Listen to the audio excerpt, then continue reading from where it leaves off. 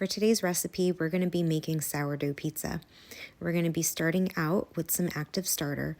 You need about 115 grams of active starter. I will list all of the ingredients into the description box below. Also going to be adding some warm water, about 160 grams or so. I think I used 151 here though. And then also about 29 grams of olive oil. So as you can see, I'm using a different Danish whisk here. I've always been intrigued by these and I wanted to give it a try. It was honestly different and I don't know how I feel about it. So I think I need to try it out one more time when I make a loaf, and then I can give an honest review and critique about it. So I added my flours. I like to use whole wheat in pretty much everything that I use. So this does have a little bit of that in it.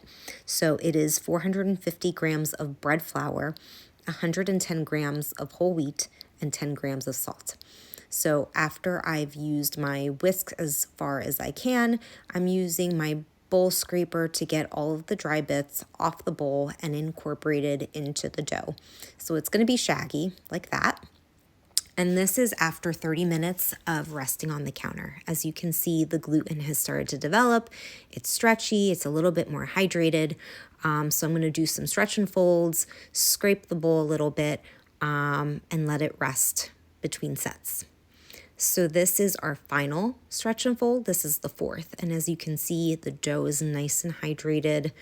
And I'm going to be transferring this once complete into a oiled bowl so that it can proof further on the counter. So I'm just using some olive oil here and we'll be transferring it in, and it's going to proof on the counter. I think this went for about 5 or 6 hours. So this is what it looks like when it's ready to go into the fridge overnight. And then this is the next day when it was time to make our pizza. So I'm just removing it from the bowl.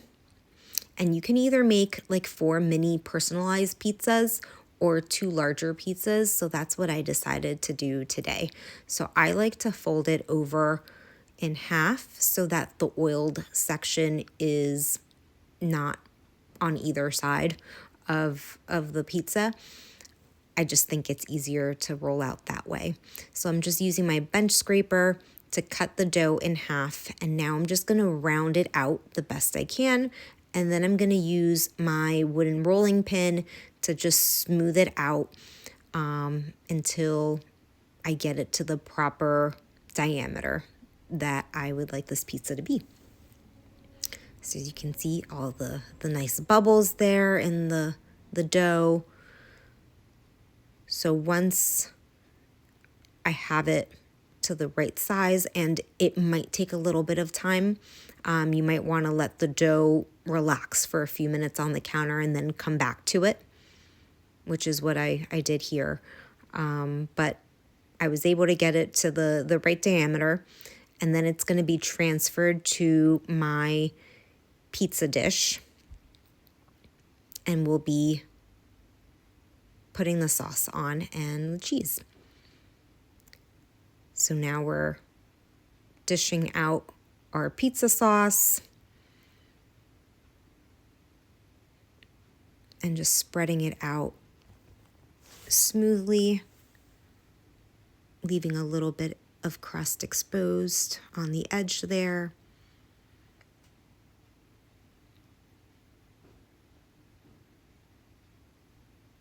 And then we're going to be adding our mozzarella cheese. I like to use the low moisture. It's easier to shred and it doesn't release all of the liquid from cooking. The first time I made this recipe with my children, I let them garnish our pizza, and needless to say, they went a little overboard with the amount of cheese. So the pizza was a little liquidy because of the extra moisture from the mozzarella cheese. So we have decided to stick with the low moisture, and less is more when it comes to this sourdough pizza. So once we have it to the proper amount that we like to use, we put the pizza in to a preheated 475-degree oven for about 13 minutes. And here is our finished product. Looks absolutely beautiful. Look at those bubbles. I really think this is the best homemade crust for pizza. If you like more videos like these, please like, share, and subscribe to my channel. And thank you for watching. I hope you try this soon.